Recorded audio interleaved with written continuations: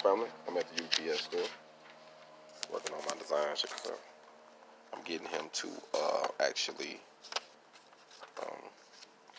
laminate this, and I had this copy on there to make it look like one page. It turned out good though.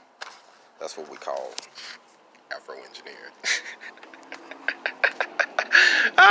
Did you hear that? Afro engineering, that's what we came up with. But anyways, I'm in here getting my hog on. Trying to kill a few birds in one stone, like I tell you all the time.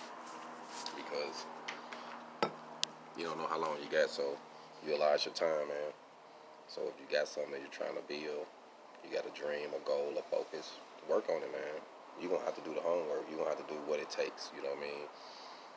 Stop thinking that there's some type of blueprint to success other than grinding and persistence and not giving up.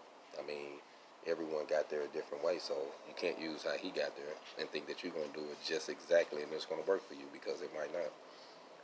You just got to make it work for you. You got to keep grinding and make it happen. You feel what I'm saying? So that's what I'm about to do and live by example when I do it. So keep watching me, keep following me, check me out with the Welding Skids, with the Welding and Hip Hop 101. And I'm going to lead by example. Black Phoenix.